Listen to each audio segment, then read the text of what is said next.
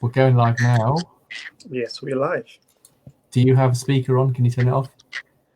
Can you hear my speaker? A little bit. I can hear myself. You can hear yourself. Oh, that's better. No, that's better. That's better. It's better. Okay. All right. Good. Okay, so we'll just give everyone a chance to drop in. We're still waiting for Ricardo and Isha. Yeah. But today we're going to be talking everything electric unicycle, and I want to mention Rideables.org as well, because the work you guys are doing is absolutely incredible. Thanks. Yeah, it's a team effort. Thoroughly team effort. It's a proper team effort. Ricardo's also involved as well, by the way. So.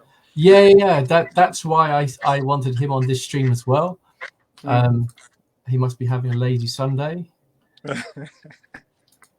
I'll hopefully he'll get a notification on his phone.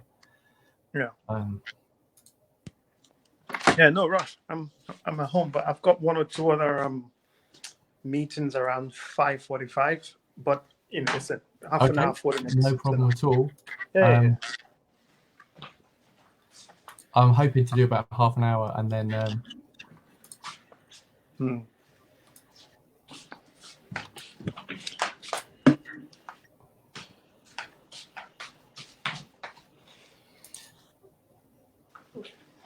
Okay, bear with me 1 sec while I just set the studio up. Okay, there we go. So while waiting for the other guys, electric unicycle, for those who don't know, because most of our riders are skateboard riders, just give us a brief rundown on the electric unicycle. Cool. Actually, I might just go to my garden so that I can show the viewers one. I've got one with me right now. Excellent. So, just give me a minute. Let me just go to my garden.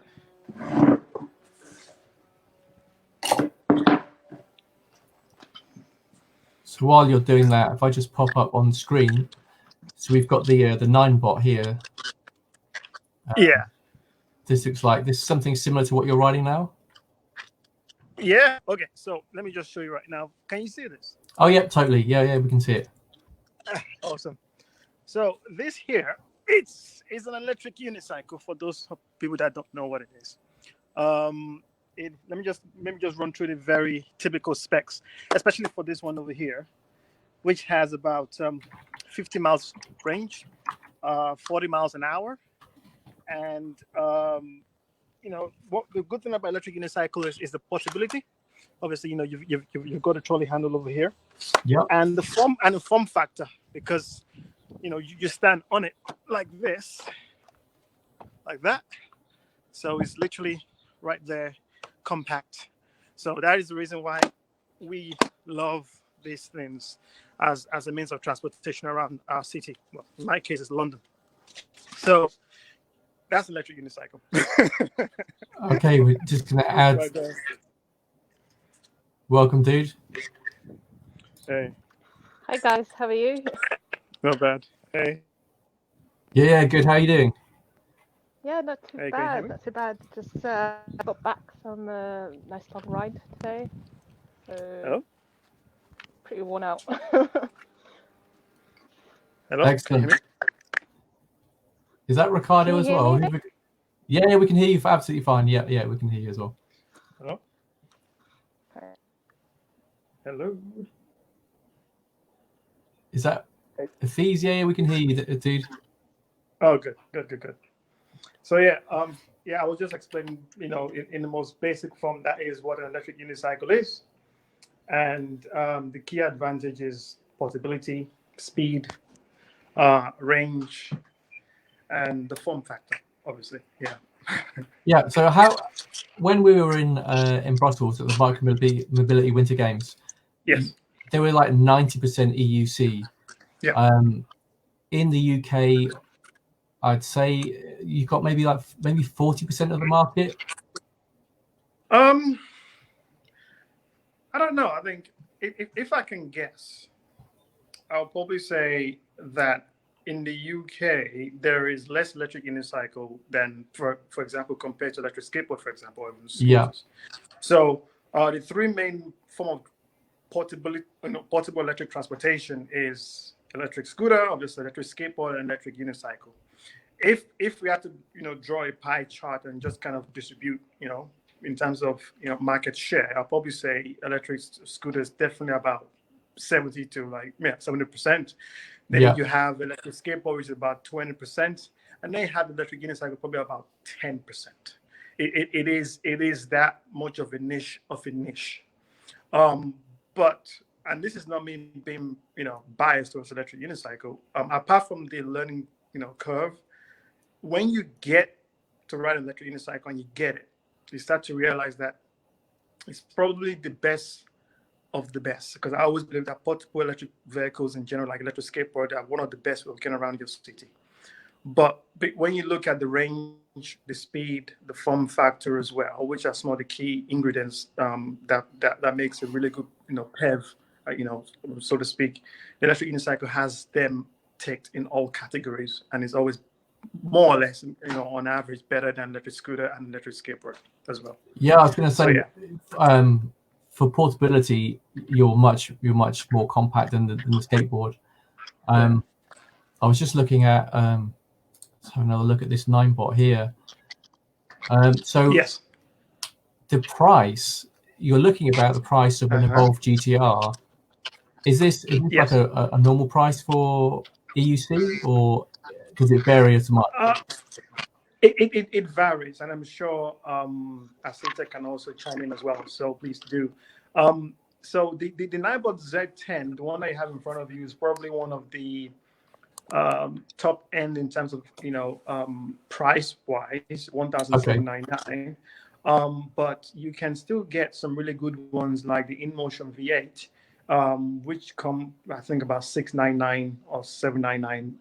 And it will give you about 15 miles, 20 miles, depending on your weight and the inclination of the road and so on and so forth. Right? But on average, that's just about 15 miles. You will get 15 miles of range with 699, and then you go into the mid range. You're talking about the Gotway Tesla, and these ones are probably about £1,000, just under £1,000, and you will get a range of about say 30 miles, 35 miles. Okay, so there's a couple of commutes on there at least. Yes, exactly. And you can reach speed of about 32, 34 miles an hour if you push it. I was overtaken on the way. I did a commute into London, and someone flew past me on a unicycle. I couldn't believe it. They were so fast. Yeah, but then is once you start going at that speed on electric unicycle, it looks fast to you, but when you're riding it, you're mostly in control, because it's all about your body movement and the responses that you get a lot more. You're almost linked to the wheel itself. You have more of a symbiotic relationship, because there is no intermediary remote control to press or whatever. You lane, it just goes. You lane backwards, it slows down. So that is the kind of mid-range electric unicycle. So we're talking about the Gotway Teslas, and then you start going up to the Gotway Nikola. And I'm sure most of you probably don't know the names, but just hopefully this has been recorded and you're writing it down. So the Gotway Nikola can reach speed of about 40 miles an hour. It has 1,800 watt-hour battery in them as well. So obviously you can get about 50 miles of range in those. And yeah, it's a beast. But that is not even the best one. There's another one that is a M Super Pro, which can reach about 40 miles an hour as well. But the torque is just ridiculous. It's like you can climb up a 40-degree gradient hill. Just wow, that's impressive. Like 40 degrees. Yes, it's amazing. So those are the crazy specs that electric unicycle can have. And then one last one is the Gotway Monster. That has a 22-inch wheel. Okay, wow. Yeah, 70 miles range. And you can reach speed of about 45 miles an hour. But again, that's too much for me. That's way too much. I know. No, it is. And one thing I'd like to point out, Tim, is that the power and the speed, and I always say this, the power and the speed is a byproduct of how powerful the wheel is in terms of the motor, right? And the current that's flowing through the battery. But the reason why it's always safer for you to have a powerful electric unicycle is that the more power you have, the more the electric unicycle can keep you balanced, because that's what it does. It keeps you balanced, right? Okay. And exactly. So if you're, I don't know, 14 stones or whatever, right? So, that means the wheel is not going to work so hard to keep you balanced. Whereas if you have a less powerful electric unicycle, then obviously it's going to struggle. And that's where things become a bit more tricky. Obviously, with less power, you can fall down from it. You can stop working. So the power is, the speed is a byproduct of the power. Basically. Okay. So we've got a question from one of the guys on the chat. It says, they have any problems like one wheels? No, and that's what I was saying. So the thing with electric unicycle is that we have power, and we have space to have bigger motor. And let me just show you this. I think, where's my one? Let me bring it up to you right now. Let me just show you. So one of the advantages of electric unicycle, as you can see over here, I'm not sure if you can see this, is it's a space where you can pack all the batteries inside, and you can have the bigger motor. And the reason why one wheels, you have the issue where if you go more than 23 miles or 24 miles an hour on the one wheel, you are effectively risking a face plant. Yeah. Because the motor is not strong enough to keep you balanced at that speed. So the faster you go, the motor is running out of power to keep you balanced, right? The torque is diminishing. Whereas with this over here, you have a 2,500 watt motor nominal power. You have a 1,800 watt hour battery. And it's a beast. It's a beast. It's like, I don't know, times 3 of what a one wheel can do in terms of capability and in terms of specs. Yeah. So that's why. So no, to answer your question, no, we don't have that. Okay. So I want to move on to rideables.org. Yes. So do you want to tell us a little bit about Rideables? Because I think this is really important community thing that you're doing. Oh yeah, thanks. All right. So Rideables.org. Rideables.org. So I'm the co-founder of Rideables.org, and the reason why I decided to create Rideables.org, this was about a year and a half ago. And my co-founder, we decided that enough was enough. We're getting a lot of bad press. This was when there was a lot of bad press from Metro newspaper and so on and so forth about how dangerous, electric skateboard, electric scooter was, and electric unicycle, and so on and so forth, right? And we wanted to create, how can I say, like a point of contact where we can speak to government officials and try to educate them, because the government officials, most of them probably don't even know what an electric unicycle is, or electric skateboard, or even if they know, they've never tried it. So it's always good to be able to educate people, because obviously, with education comes less ignorance. And so we decided to set up an organization called Rideables.org.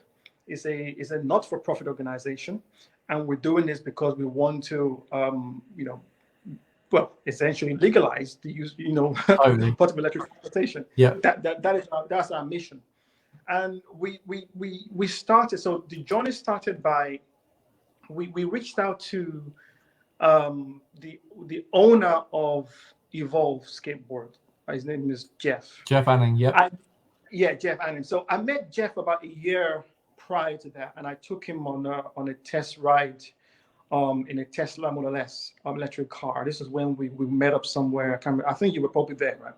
And he liked it. So obviously I already knew him. So when this opportunity came, I spoke to him and was very friendly. And he said, "Listen, I will send you what we've done for Queensland, Australia, and you can use this as a blueprint or the baseline for some of the policies and governances that you can propose to the government." And so we used that as our baseline. But at the same time, we reached out to some of our colleagues in Lithuania as well, some of our colleagues in New York too, and in Poland. And I also went to Spain, Malaga, and also to speak to them and say, "Listen, how are you guys tackling this?" Because we believe that the future of transportation should include portable electric transportation devices. It's as simple as that. 65% of human population now lives in cities, and it's going to grow. We don't have space for cars. There's no parking spaces. So we need to get smaller, and we need to be a lot more efficient with the way we travel. And what better way to use the current public transportation and to integrate with it than portable electric vehicles in general. So yeah, we created it, and so far we've been quite successful. As in our chief communication officer, you probably know him, Michael Quintana. We've been on a few shows on, on BBCs. We've done, Sky News as well. I've been on ITV as well, to try to get the message out there and say, listen, this form of vehicles need to be taken seriously. They're not toys. As I said earlier, the electric unicycle. Totally. Yeah. I mean, it's not a toy. 50 miles of range is nothing to laugh at. That is a proper, usable, life-changing range, where in some cases I've spoken to some of my friends that maybe, buying a house about 2 years ago, they'll be looking at buying a house closer to the station, right? Because that's everybody wants to get, a house as close to the station as possible, and everybody's competing for those, for those sort of houses, and the price is going up. But knowing that you've got a scooter or a skateboard that can just skate from your house about 5 miles away to the station, you dramatically save yourself at least, I'll probably say £50,000 or even £100,000 in the market value of a house. So these are some of the advantages that portable electric transportation brings to our lives. And I was able to, speak, we're invited to the Parliament. We spoke to the Baroness, and she was on board. So hopefully we're just waiting to be involved in further communications with someone. With the government. A link to a consultation. Obviously, this just came up on the screen. A really bad link. Future of transport regulatory review. So are you involved in this as well? Oh no, this I mean I think I know the link that the gentleman or the lady has just said. I'm not sure who sent that link, but it's a consultation that the government has put out there, and they want to get people's opinion on what they think. So it shows really to me that the government is now clearly thinking about legalizing it and then reaching out to the general public, to get their opinion. So yes, I am aware of that link. Yeah. Okay. Cool. Just going to add. There we go. Welcome back into the stream. Hey guys, sorry the audio is really bad. No. Well, we can hear you. You'll have to bear with me. No worries. I'm just going to add Ricardo in as well. Yeah. Ricardo, welcome. Hi, how you doing? No worries, man. Wait. We were just talking about rideables and the hope for legalization of PEV. Yeah, that's an interesting thing that I read in the news actually today. I think there's 4 or 5 tube workers that have died since coronavirus started. Why do we still have public transport going on when we can have PEVs and we can be using them? And the weather is great outside, and the workers that need to go somewhere and actually do essential work, like our NHS nurses and doctors and the policemen, firemen, whatnot, they can be using EUCs, they can be using skateboards, yes, using all electric devices and getting to where they need to quickly and safely. I mean, the tube is not a clean, sanitary space at the best of times. So during a virus outbreak and a pandemic, it's... And of course, it's all about viral loading as well. So the people that get more sick, or people that are predisposed to get more sick, is the ones that get more contact with people that are sick. And obviously, people that work in public transport, they're seeing people all the time, different people, and they're getting in contact with potentially people that have the virus already. They're getting exposed to it continually. So I would have thought that that's a bad move for Sadiq to continue to use to get the tube running, even though it's essentially in normal times. They should be considering other ways of moving people about. Totally. Yeah. So I mean, there was a report in China. I think it was in Beijing or something, where Ninebot, the manufacturer of scooters, basically giving the medical staff scooters to get from one place to one place, because obviously they don't want to use public transportation, because that is an obvious place, breeding ground for virus. So this is something that maybe so they can should look into, as you rightly said, Ricardo, and pointed out. Yeah. Is just Asia about? Sorry, I came late and Sorry? Is Asia about? Yes, she's on the call. All right. I think there might be some slight audio issues going on there. Okay, cool.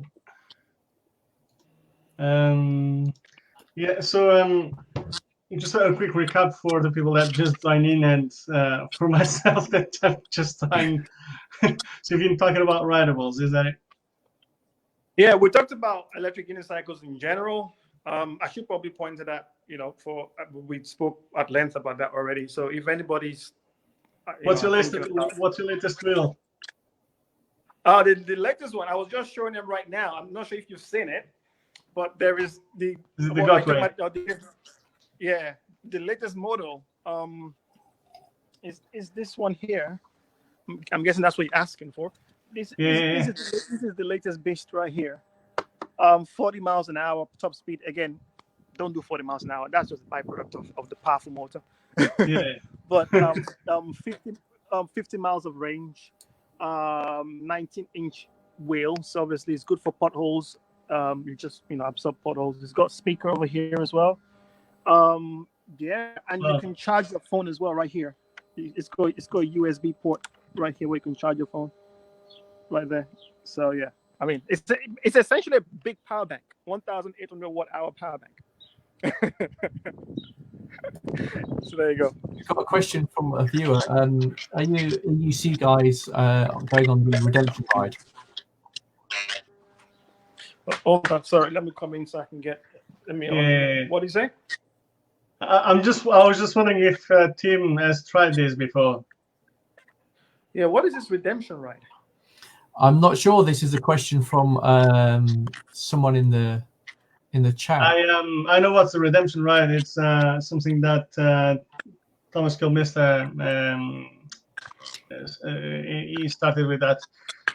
So I think it's an event for when we are all out of the houses. You mean the one in November? The one in November. The big ride when lockdown's over. Of course we're going to be in. Of course we're coming. We're coming. Nice one. Yes. Excellent. Yeah, we're coming. And are there any EUC shops in London? Yes, there are. I am the co-founder of erides.co.uk. So who's the other person? Who's the other co-founder?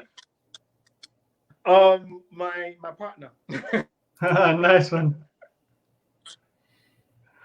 So, how many models do you market then? How many models? On erides.co.uk, we sell all models that's available, or current models that's available on the market right now. So we have the one I showed you, which is the MSP, the Godway. Yeah. We have one of my personal favorite over here. I'm not sure you can see it. Can you see it right here? This is the Nikola. Another 40 miles an hour capable wheel. We sell the King Song 6NX on that great wheel. Okay. If you go on the website, you see it. What's a good starter one? What's a good? Oh yeah, that's good. All right, so that's E-Rides. So my personal favorite is the King Song 6NX, the one on the far right. Okay. That's quite a lot of dollars for that, if you don't mind me saying. That's a pricey ride. Sorry, what did you say? It's a pricey ride, if you don't mind me saying. It is. But you see, the thing is that because you probably don't know this, I'm sure I probably told you, but I used to have a car before, a BMW i3, and I don't need a car in London. And normally I'll spend a lot of money on getting the car and all this MOT and maintenance. Oh, that's true. That's true.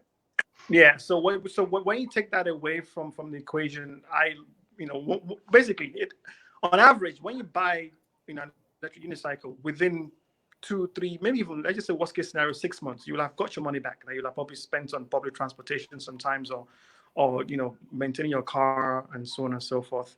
And and myself and Tim stuff. So where do you live and how far do you have to? Well, you don't need to tell me where you live, but in what zone and how many miles do you have to commute to work? Okay, on a daily basis, I think about 12 miles. On a 12 miles. Electric unicycle. Yeah. So, I is that 6 back and forth, or is it 12 miles in, 12 miles out? No, 12 miles. In total. So 6 miles. Okay. So 6 miles. But also this also includes getting on the overground as well, coming out of the station and then riding to work. So and that's what we're talking about earlier, Tim, in terms of the integration into the already existing public transportation. Yeah, definitely. The electric unicycle is it's got great maneuverability and is quite useful and portable. So yeah, it is. It is pricey. You know what, Ricardo? You say that, but how much is an Evolve GT, the top of the range Evolve GT? It's what a GTR would be like. I don't know, 1,500-1,700 pounds, yeah, around that range, yeah. So I was just trying to do some math in here, and okay, if you didn't have that and you had to go onto the virus-ridden tube, how much would that cost you for an annual pass? Do you have any idea? I don't, but I know that. Let's say if I was going to Central London right now, I don't know how much is it to touch in and touch out. It probably costs about what, £4.50 or something. There's a maybe even more, I guess. Is it more now? Oh yeah. See, I hardly ever used it. Yeah. So £4.50. Let's just say, I still think that apart from the cost benefit analysis as well, after doing that, there is the fun factor. And myself and the team was talking about this earlier as well, that people don't, these are unquantifiable advantages to having an electric skateboard or electric unicycle. That it's our therapy, it's our way of life, it's what gives us joy, it's how we get around as well. Yeah, and it saves us money, and it's good for the environment as a byproduct. But if I got into electric unicycle after seeing some videos of some guys riding it in New York in 2018, and I wanted to get it because it was cool, and that was it. I'm not gonna lie, that's the reason I want to get it. And then when I started to ride it, and I realized I didn't even need my car anymore, so I got rid of the BMW, and I now have an electric unicycle, and I saved myself a lot of money. But at the same time, I'm getting to meet different people in different walks of life, like yourself, Ricardo, and Tim, that I've otherwise not been able to. So the price of a travel card. Sorry, the price of a travel card for a year, zone 1 to 5, is £2,400. There you have it. So, there you go. There you go. So within less than a year, you've got your money back. What, a few months, about 8 months or something. You've got your money back, and everything else is just profit. That's Tim right there, straight onto research. Screen going on, so yeah. One thing that I wanted to ask about. Well, there's a few things, but first thing is, have you ever fallen on that unicycle? Falling. Well, so when I started riding it, so let me just give you guys an advice. The first thing you should do is, if you want to get to start riding an electric unicycle, is get the most cheapest one that you can get right now, because you need to learn the basics first. Forget about the fancy looking going at 15-20 miles. Just get a good one, like a 9-bot 9-bot 1 E+ or something. Very simple. But this also taught me a great lesson about power and the need to have bigger motors for electric unicycle. And this is why I think electric unicycles is a better form of portable electric transportation than the one wheel, for example. Even though one wheel are fun, they're very fun. They're probably one of the funnest way to get around. But in terms of safety, you need power for electric unicycle. So going back to your question, I wanted to race because I didn't understand that concept, that the reason that why I'm steady is because my wheels power needs to be able to, keep me level.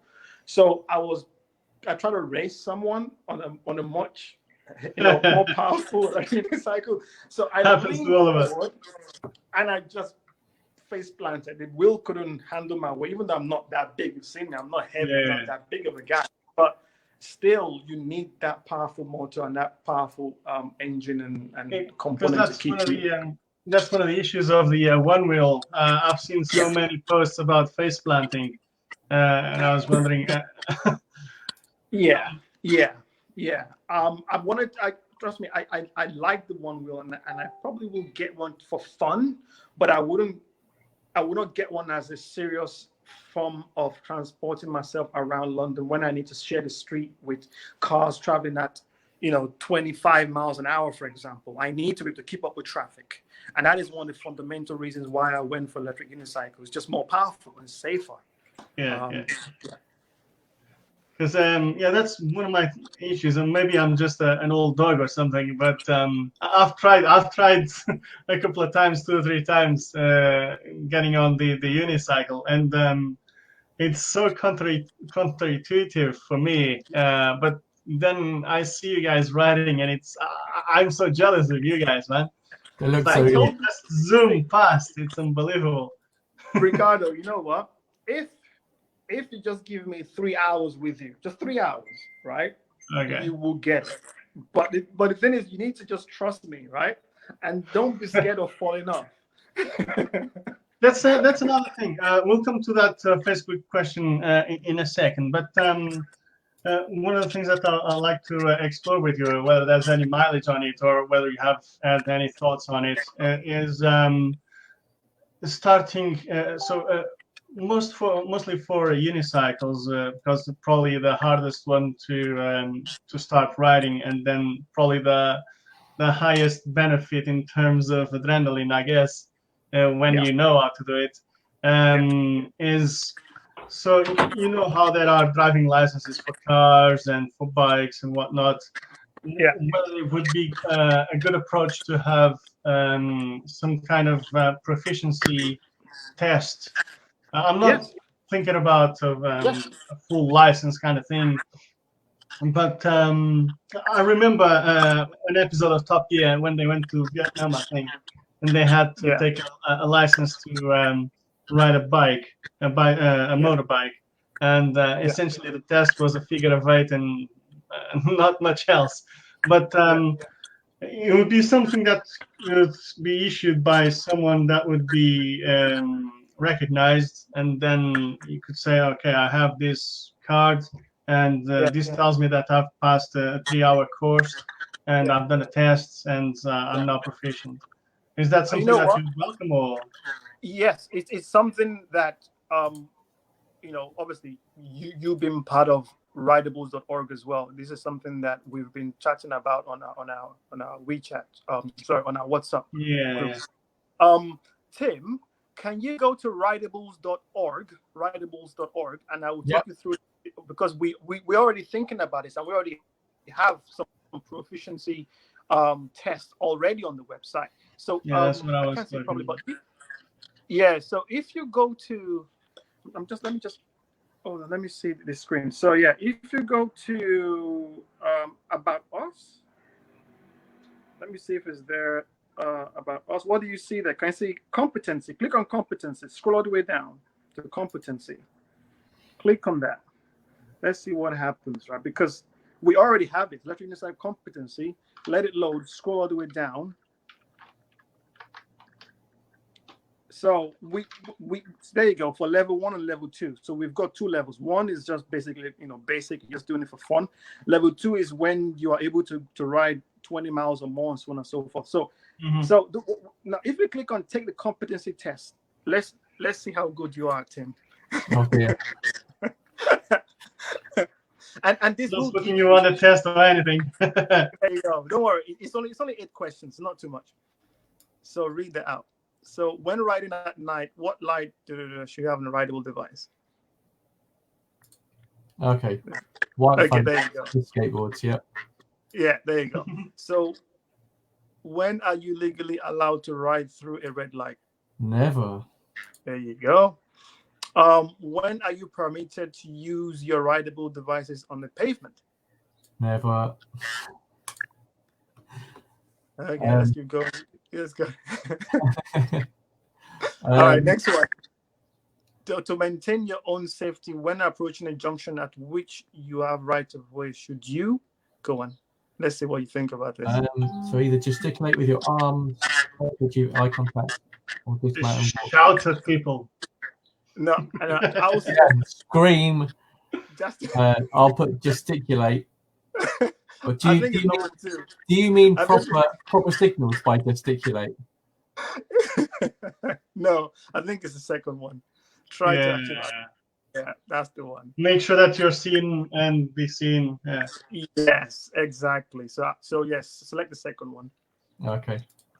Yeah, that's the one. And then here we go. What item of protective clothing is advisable to use? Helmet, one item of everything. Exactly. Now you get. Let me tell you a small secret. When I was having exams, there was multiple choice, and the correct one was always the longest. especially when it comes to safety, right? So yeah. And then what do we have? So before using your rideable device, you should. What should you do? Oh, music, definitely. It's definitely not the last one. Don't call Afeez K and ask him. Group ride, music, basic checks. Okay. Yeah, there you go. And then you put your details there, and that's it. So if you put that there, and that's it. So to answer your question. Yeah, but this tells you that you are competent to not crash into other people if you're walking. But maybe in the future we should talk about setting up some kind of organization that's recognized by the government when these things are legal anyway. Yeah, when these things are legal. But you can see that it's thought process of us, having some sort of competency of going, and it's already there, rideables.org. I just wanted to call attention to that. Yeah, that's cool. Yeah. Tim, there was a question earlier on from a Facebook user. What was it? I can't remember. Oh, it was, I think, the range, EUC range. That's weird. About 40 miles. Obviously, depending on your electric unicycle model that you have, the model that you have is probably is around 40 miles, 35 to 40 miles, depending on your weight as well, right? Yeah. So for the starter one that you were talking about, the 1701 or 1801, what's the range on that one? So I showed you two. So my two electric unicycle, the MSP, the one in my garden, and the round one, the range in those about 40 to 50 miles. But hey, listen, that's based on riding about 15 miles an hour on average, and my weight is about 70 kilograms, 72 kilograms, right? So you get about 40 to 50. But if you're a bigger guy and you ride faster, obviously you it's going to go down accordingly. But on average, 40 to 50 miles of range. Easily. So it's quite a long range. It is. It's a week worth of commuting. Yeah, almost. Yeah, it is. And this is one of the things where I've been trying to tell you guys for quite some time. But it's one of the things where I would always like electric skateboard because it's just cool. One wheel is just fun and cool. But if you want something that you can say can replace or try to replace your car, then you want something that can do 40 miles and above. Because on average, I think the UK average is about 30 miles a week that you use your car for. So you need something to kind of match that and even exceed that as well. Yeah. And the electric unicycle does that perfectly. The thing that really attracts me to EUCs is that you can just pick it on the handle and you can just take it anywhere, and it barely occupies any space anyway. So it's And for people that live in apartments and in the center of London or on the outskirts, it's quite convenient just to put it in the closet and that's it. Yeah. Like I'm sure you've seen me a couple of times especially Tim, when we're in Brussels, right? I just picked up my electric unicycle, got on the train, came out of the station, and then it's like a suitcase, but it's a suitcase that gives me, it's a 50-mile range suitcase. What's the reaction that you get from your work colleagues? Do they know that you have one of those and you ride them, or? Yeah, see, because the electric unicycle is, it's so unassuming, because it just, it doesn't shout out loud. Once you bring it to work, it just, it looks like a suitcase. I put it right next to my desk, and if I need to charge, I'm just charging right next to my desk, right? So they see it, and they're like, "Wow, how does it feel to be on one wheel?" And I'm like, well, you need to learn first, right? And I tell them what, how hard it is to learn, but they've not seen me in action properly before, so I try to. Have you converted anybody in your workplace? At work, they're more interested on how cool it looks, right? And they're having the guts to actually try one themselves. But it's one of those things where, unless you try it, and then you break that fear factor, that barrier, then you will not fully understand. It's like skiing on concrete. So I like skiing as well. I'm going on ski holidays. It's the closest thing I can get to skiing, but I do that every day. I'm skiing every day to work. I'm skiing back from work back home. So I'm always happy. It brings a smile to my face when I get to work. And you know what the thing is? I actually wake up early so that I can ride to work. So I actually get to work. I know the feeling, mate. For us is snowboarding. For you is skiing. I know, for you it's like snowboarding, right? For me it's like skiing. Yeah, so I actually get to work like half an hour compared to before I had the EUC. So before everybody comes in, on the tube or on the overground, all grumpy, I'm half an hour ahead of them. I've gone through my emails. I've replied to all the emails I need to reply to. I've put out my notes. I know what my day is going to be like, and I'm ready to go. Again, you have a productivity tool. Exactly. So it actually helps your productivity and even your career as well. Tell us a bit more about your life out of work and out of selling unicycles. I mean, I know that you put a deposit on for a Cybertruck, haven't you? Yeah, you're right. Oh yeah, yeah, okay. When's that coming out? Well, they said it's coming out 2021, but it's probably going to be 2022 because of this coronavirus. Yeah. So before I got into the portable electric transportation, space, I'm still a big fan of Tesla as a company, and definitely a fan of Elon Musk. So I used to be part of a company called Electric Vehicle Road Trip. And back in 2016, myself and a friend of mine, still a very close friend of mine now, we co-founded a company called EVRT, and we organized road trips to prove that electric cars are a viable means of transporting yourself around Europe. So normally, this was to think about it, 2016, 2017, Tesla wasn't that popular. Electric cars was not even that popular back then. But I was able to realize that if we are to progress and reduce our dependency, not eliminate, but reduce our dependency on fossil fuel, the transportation industry needs to reduce our our dependency on electric, on just petrol and diesel in general. It's very simple. But how do you get them off their addiction? Is by proving that there is already a solution in place. Because nobody's going to buy an electric car if they know that's only going to go 40 or 30 miles. And because people always think, oh yeah, what if I want to travel to Scotland, for example? They always say that, even though you never travel to Scotland, but they always come up with that excuse. What if I want to travel to Scotland? So we decided to team up with the world's oldest business university that has campuses in Germany, in Italy, and also in France, Paris. So I also, coordinated with Tesla themselves, and they invited the road trip group to come to Tilburg at a Tesla factory. So we leverage our our links to the business university, and my co-founder was an alumni of the university as well, so it was pretty easy to get them on board. And we got sponsorship. I got some money. We rented 3 Tesla Model S's, and 1 white, black, and 1 red, and we did the road trip from London to Tilburg, going through Belgium and all the way down to the Netherlands. Do you have any videos on YouTube on that?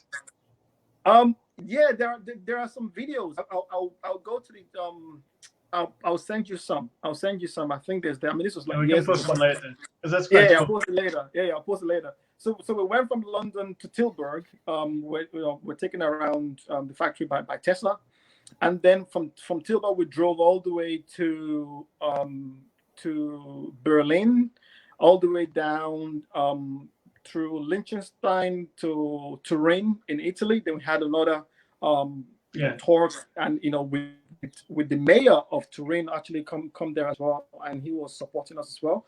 Then we drove from Turin all the way to Paris to have the big event at the Paris University campus, and then back to London. And then after that, the next year after that, we did the first ever electric vehicle road trip in the Middle East. So with Abu Dhabi and with Dubai and all the 7. How did you charge in the middle of the desert, man? Oh well, you say that. So as part of the project, we also formed a partnership with some electric vehicle charging stations. So when we told them where we're going to be, and the hotels as well. So what they did was they station based on our road trip on all these really key locations, and it was great for their business because they obviously they've been seen as part of a clean transportation future, whatever. The hotel was happy. Some of the government officials in Dubai came. Robert Llewellyn, who is the founder of Fully Charged as well, came on board. So that's how I know Robert Llewellyn from Fully Charged. And it was great. So I used to do that before. That's my thing before I came into this space.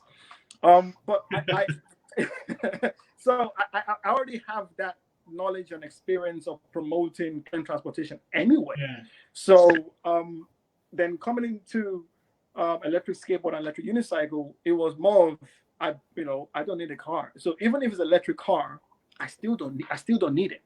So that's one of the points that I was trying to talk about, because a car, be it electric or engine gas powered car, is still a car, and it's still going to take space. So in inner cities, at least, I don't see the point of actually having a car. I remember once, my brother used to live in London, and I had to cross London from one side to the other, I think on a Friday night or a Saturday night. It took me almost 2 hours on a car. And it was like, why am I doing this? Why? Yeah, I know. And that's the point that I was trying to make as well, because, I mean, to be fair to you, actually, if I really want to go back in time to my affiliation with electric mobility, this was when I was in Venice on an island called Burano. So I was there with my partner. We're having a nice Sunday lunch, and someone went past me in an electric scooter, and I thought to myself, that is so cool. It's so quiet. It's moving from point A to point B without disturbing anybody. And I just thought that was, and so I was eating at that time, and I was just thinking, what if I go to China and just buy loads of all this stuff and sell in London? Because I realized there was a potential there, right? Yeah. But then I went on to YouTube, and when I went to YouTube, guess what? I saw Tesla. So I went from trying to promote electric scooters to Tesla. Now I'm back to where I'm supposed to be, I think. So the whole circle. That's very cool. Yeah. So Tima, I'm not sure if you talked about this. Have you tried one of these unicycles? I've not tried one. That was going to be my next question. Was going to be, if someone wants to get into EUC, what would you recommend the steps to be? Because to me, they look. If I just buy one and try and get on it, I think I'd be very dangerous. So what would you recommend? I mean, I taught myself how to ride it by looking at videos. There's a lot of videos on YouTube that will teach you how to ride one. I can always teach you. Obviously, we're on quarantine right now, so I cannot really meet you, face to face. But there are a lot of videos out there. It's fairly easy to teach yourself how to ride one. but you just need to make sure that you get the technique. So what I normally do is you need to bring yourself, come close to as flat of a wall as you can have. Put one hand on the wall and just go forward and go backwards slowly. Okay. Very slow, because the barrier here is your brain is trying to process what is going on. And that's the barrier right here. Once your body and your brain and your muscles get used to balancing or trying to balance, or actually to not try to balance so much and trust the electric unicycle to balance you, then it becomes a lot more easier and you can trust it. It's about trusting the electric unicycle. One of the analogy that I was used to describe it is like, if you've ever seen Avatar, right? The film Avatar. The first time you meet your dragon, it wants to kill you. It feels like it wants to kill you, like But you need to build that trust with your dragon, right? And once you get that trust, then it just becomes amazing. It's very hard to explain. Yeah, becomes second nature, Sorry. Yeah, becomes second nature. Yes, it becomes second nature. Like right now, I don't even think so much about riding it. When I'm going, let's say, above 15 miles an hour or 20 miles, that's when I then need to switch on, right? Then I'm aware of my surroundings because I'm going a bit more quicker and faster than I normally should be going. But around 10 miles, 12 miles, below 15.5 miles an hour, it's like walking to me right now. I want to go forward. I lean forward, and because I know how far I need to lean forward, I just relate this amount of leaning to about 1 mile an hour more, or 5 miles an hour more, or 10 miles an hour more, or go back. It just becomes part of me. This is an interesting comment from a Facebook user. You have your both hands free, and for me that's the big advantage that that you guys have over skateboards, because obviously we still have the one hand occupied for the control. I was just wondering, have you ever felt the tendency just to pick up the phone or to do stuff with your hands that you shouldn't? Or... Well, you know what the thing is, I'm gonna go back to Tim about this, right? So Tim was the reason why I got myself the Ruroc helmet, and Tim helped me get the inbuilt Bluetooth thing. Yeah, exactly. Yeah. So is that working now? I know that you had some issues, Tim. Yeah, it's all good. They fixed them. They sent me a couple of other ones. It's good. Yeah. Nice one. Yeah. So it's fixed now. So my Ruroc helmet, it's very simple. I just press the button to pick up a call, and I can listen to music in it. I can pick up a call in it. So no, I don't have that issue. So my hands is free. It doesn't mean I have to do something with it. But if I do want to maybe record myself, I know a lot of bloggers, if they realize how great an electric unicycle is, that will be their main form of transportation, because they'll have their hands free to hold their cameras while still having another hand. So or maybe you can use your hands to indication of direction or whatever. Yeah, instead of you don't have the lights at the back saying, "Oh, I'm going to turn left or turn right." Yeah. Actually, so one of the good things about having your hands free is that when you have to traffic, tell people that you're going to turn left or turn right, I just use my hand to do that, or I do this. Like a normal cyclist, yeah. Yeah, exactly. So my hands is free to tell people behind me, if I'm going to turn left or turn right. So in that sense, it's great for safety as well, and for awareness, and for letting people around you know what your actions is going to be. Tim, who was that Facebook user that said he had a Trump lying around because EUCs are better now? Even that guy, that big guy. That was this one, Dave Wood. Dave Wood, really? Okay. Yeah. That's props to Dave. It's going to be interesting because next week we have the Trumper boys. If you don't want your Trumper, I will happily borrow it. I mean, they'll probably be quite amazing on the unicycles as well. I mean, they do all sorts of tricks on the trumpets. So if you do you get one wheels where you can just I don't know, have some way of trapping the foot in the rest in the footrest so that you can do some jumps or whatever. Yeah, I mean, well, what's do you do any tricks while you're just Tim, can you do something? Can you go onto YouTube and then type in Fantomas? Fantomas. Yeah, Fantomas. Fantomas. Fantomas. And then let me see what you see so I can show you some of the videos that this guy is doing and and the jumps that he's doing as well. And so you realize that it's not just about riding like a zombie. Because people see EUCs and instead of just standing straight and just doing this like a zombie, you know, like we can actually carve as well. And that's why I'm a proud member of Carve as well, because EUCs and carve too. We carve. Yes. We need to do more rides together when this video ends. Yeah, we have to. I know we're slower than you, but bear with us, eh? No, it's fine. I mean, we don't have to go that fast. It's just that we know we can. If we need to get somewhere, we can, but we don't have to ride recklessly. I mean, yeah. Sometimes you ride for fun and just chill. Tim, let me know if you can. I'm just loading it up now, so it's a bit slow. Was it FANTO? Yes, we can do tricks. We can do jumps. Some guys are doing like 5-6 foot jumps, even higher than that. And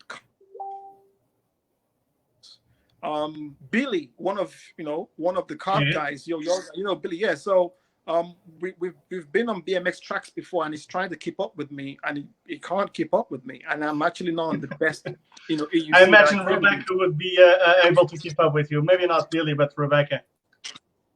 I'm just kidding. Well, she can try. I want to meet Rebecca. I actually want to meet her. Actually, yeah. I know she's pretty good with the one. Is this the guy then? No. Type in Fantomas electric unicycle and see what happens. I'm not sure if it's him. Let me see. Yeah. I think that's him. That's him. That's him. Yeah, okay. Yeah. So that's him. Some tricks.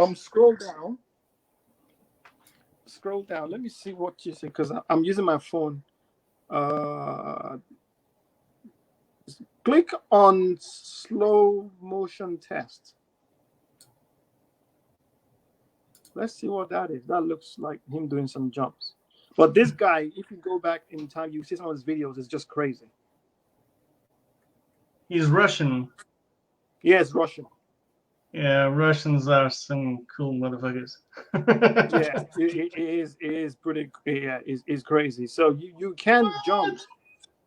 Oh, that's nothing. He's done worse than that. Yeah, that's I mean, crazy. Yeah, that's nothing. Let me see if I can find some better videos as well. He's done some jumps. So if you go back, yeah, can you see the jumps? Yeah. Like he goes to skating park, skate parks, and he's doing jumps and going on. Is he going uphill in there? He's going upstairs. It's going upstairs. Yeah. Because the thing about electric unicycles, the torque is there, so you can climb upstairs, going upwards, rather than just going downwards. Downwards is easy. That's crazy. That's crazy. Yeah. So scroll down even more. There's some more that he's done. Scroll down. Keep going. He's done some crazy ones where he's just keep going. Okay. Crash. Click on the first one. This one up here? No, the first one. The first one on the list. Video. On the whole list. First on the list. I think that's 47. Yeah. That will show you the braking power of the electric unicycle.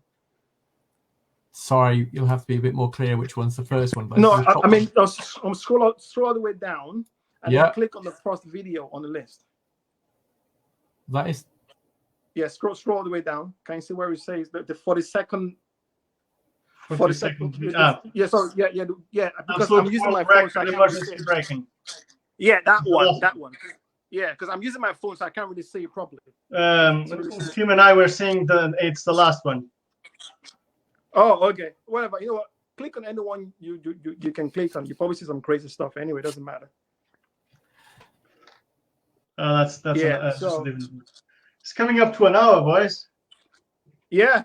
There you go. And time goes fast. I'm apologies that I arrived late. Miscommunication in here. Yeah, but it's fine. That is scary. That dude is blue. No, that's a mask. Yeah, I can just about say because I'm using my iPhone right now. But yeah, so if you go onto Phantomas and look at some of his videos, you see him doing some crazy stuff, going through the doing some jumps. There's some other YouTubers out there that do trail riding as well. So if you like off-roading, EUC is great for off-roading because of the big tires and the torque. Mm-hmm. If you like speed, it's got speed. If you like range, it's got range. If you want best cost-effective portable electric vehicle in terms of pound for pound, the most efficient and cost-effective one is still EUC because you get more for your money as well. And that's why EUC is my one. There's one question that one of your one of the guys from Facebook asked about: will I be selling the InMotion V11? V11, yeah. So at the moment, I'm leaning towards a yes because I've spoken to InMotion and I will be getting a test wheel in. So the InMotion V11 is the first electric unicycle with a dedicated suspension to it. So it's got its own suspension. Okay. Cool. Yeah. So for going up the stairs. Well, yeah. I mean, Phantomas doesn't really need it. So, so yes, about 70% yes. I will probably be getting the InMotion V11 into erides.co.uk. Excellent. So finally, you guys have quite a community going on. How can people, if you've got EUC, connect with other EUC riders? There is a Facebook group called, I think you're also on there, Ricardo, the London Electric Unicycle Facebook group. Just go on there, request to join, and I'm one of the admin anyway, so I will let you in. Brilliant. Awesome. Cool. And you need to come to our rides so that you can spread the gospel and let people try. Because I think the barrier for these things is mostly fear. At least for me, it's fear. Yeah. Absolute fear of falling. So if you can take away that fear, maybe we can get into it a little faster. Or maybe we can have a session maybe once or twice a month where anybody that wants to learn just comes and we'll meet up in the park, Olympic Park, and we'll have a training session for 2 hours. That's a good point, because you used to organize beginners rides, wasn't it? I've already mapped out my next beginners ride, and then the whole coronavirus thing happened, so it's mapped out, ready to go. But we'll do an EUC one. We'll get people down and we'll do an EUC beginners ride as well. Yeah, that's very cool. Let's do it. Collaborating in real time. Yeah. Brilliant. Awesome. Do you have any last words? Anything else that you guys want to say? Yeah, from my side, it's electric unicycle. Try it before you knock it. Give it time. It's not the easiest, but most things in life that are good for you are not always the easy things. So yeah, don't give up, and you'll be rewarded with one of the best, if not the best form of transportation, personal transportation in the world right now. Simple. Nice one. Tim, any last words? Any last questions? Anything? No. No, next week is 8 o'clock. We've got the Tramper guys. Join us next week. Yeah. Eamon and who else? We've got Sonny and Eamon. Sonny. Yeah. That's going to be fun. Oh, yes. Right. Thank you for coming up. Thank you for coming up, everyone. Bye-bye. See you next week. People. See you. Bye. It was